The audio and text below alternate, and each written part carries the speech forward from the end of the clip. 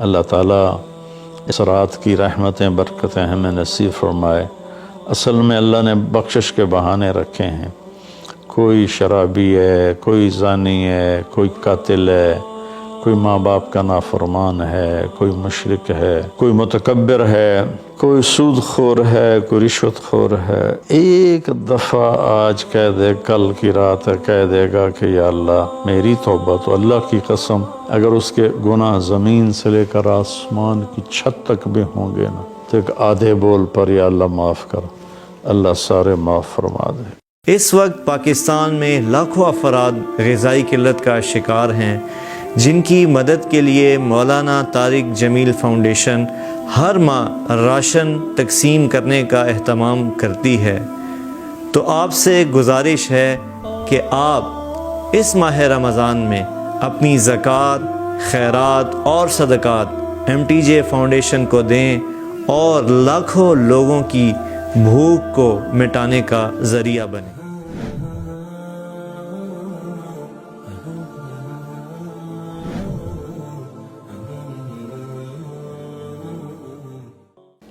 پندرہ شعبان کے مختلف نام علماء نے رکھے ہیں: شب برات، شب مغفرت، شب رحمت، شب برکت۔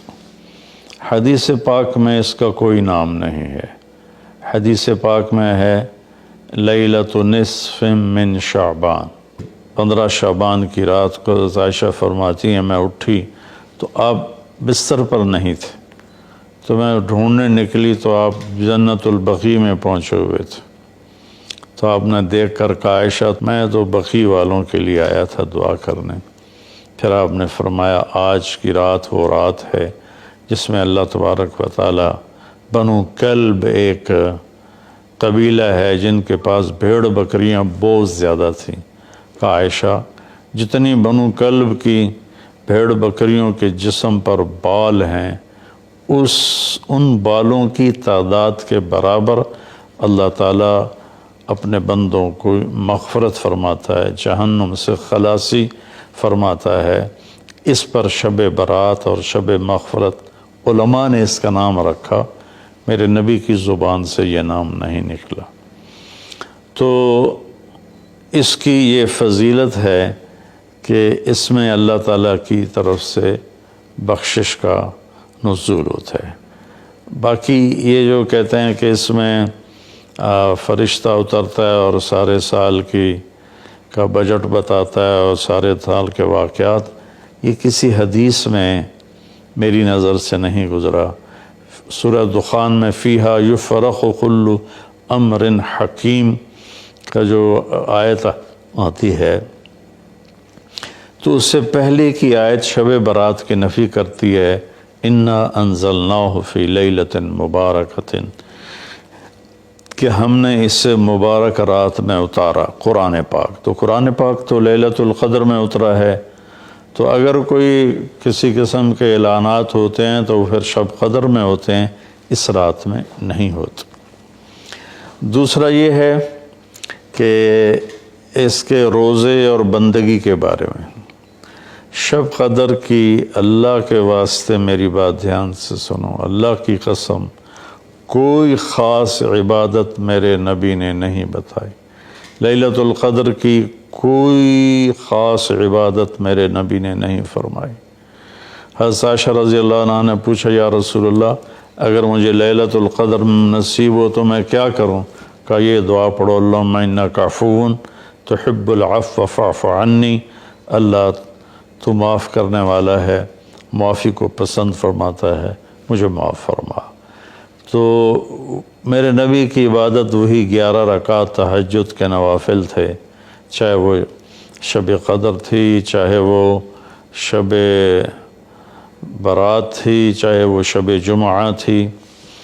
تو اب اس کے نام پر لوگوں نے کیا کیا خرافہ، چونکہ ہم قرآن اور حدیث سے نہیں جڑے، کتابیں لکھی ہوئی ہیں، کس نے لکھی، اس کی سند کیا ہے، اس کی تمیز ہی کوئی نہیں ہے، تو وہ پھر بہت ہی زیادہ 4 رکعت پڑھو، پہلی رکعت میں یہ پڑھو، دوسری میں یہ پڑھو، تیسری میں یہ، چوتھی میں یہ سب بدعات ہیں، ان کا کوئی تعلق نہیں میرے نبی کے کسی بھی فرمان سے۔ میرے نبی نے صرف عبادت کا فرمایا ہے، عبادت، تو شب قدر میں بھی کوئی خاص عمل نہیں۔ اور دوسری بات یہ کہ اگر آپ نے عبادت کرنی ہے تو مسجد نہیں گھر، مسجد نہیں گھر، مسجد نہیں گھر۔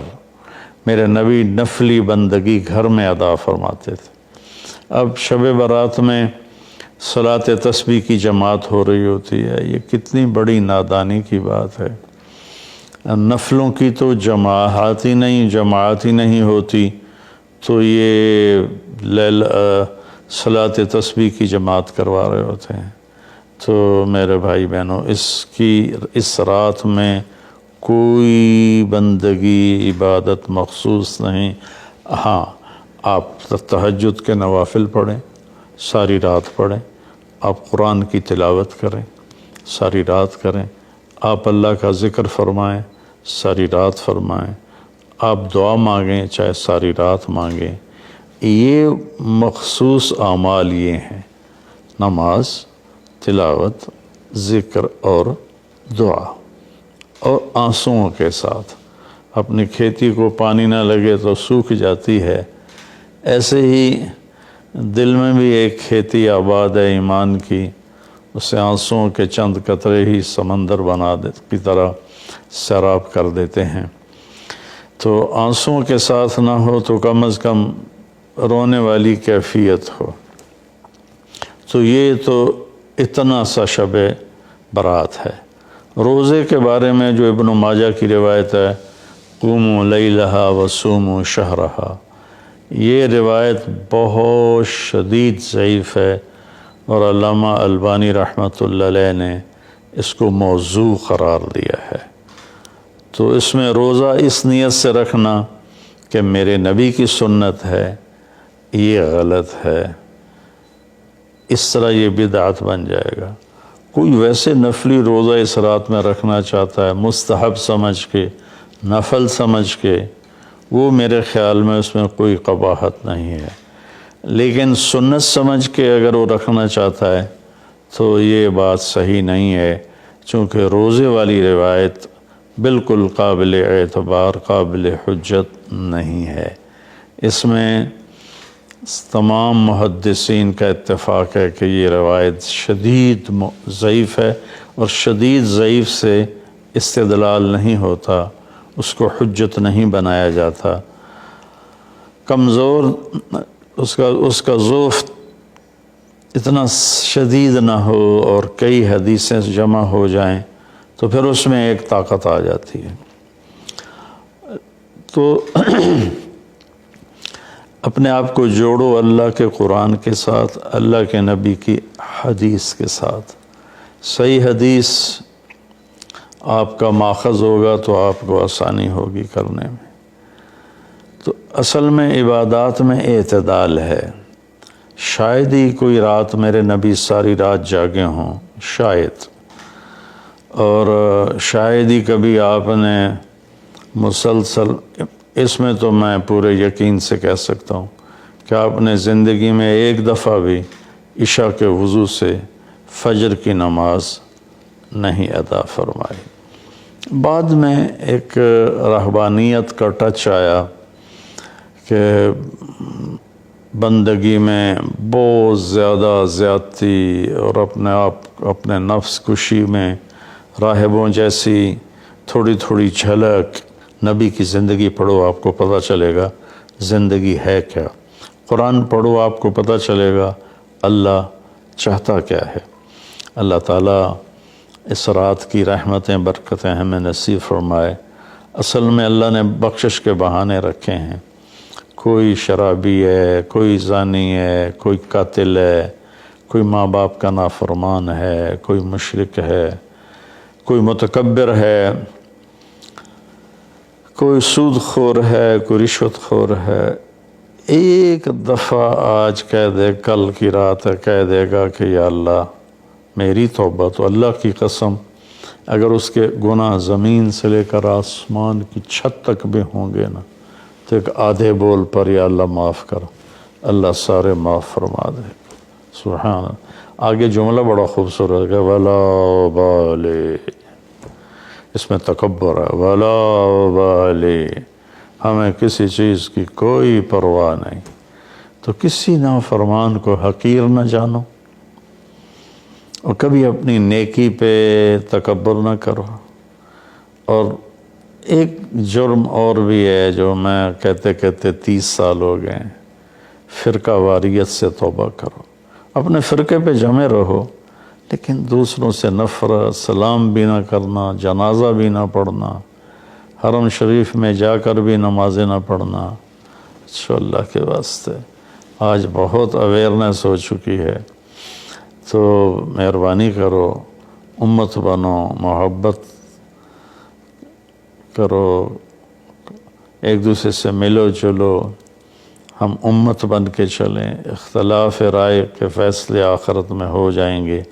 قل کل یعمل علی شاکلتہ فربکم اعلم بمن هو اہدی سبیلا۔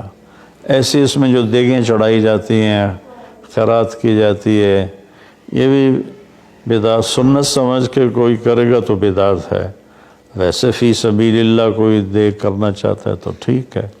اللہ تعالی ہمیں عمل کی توفیق بخشے۔ اس وقت پاکستان میں لاکھوں افراد غذائی قلت کا شکار ہیں، جن کی مدد کے لیے مولانا طارق جمیل فاؤنڈیشن ہر ماہ راشن تقسیم کرنے کا اہتمام کرتی ہے۔ تو آپ سے گزارش ہے کہ آپ اس ماہ رمضان میں اپنی زکوٰۃ، خیرات اور صدقات MTJ فاؤنڈیشن کو دیں اور لاکھوں لوگوں کی بھوک کو مٹانے کا ذریعہ بنیں۔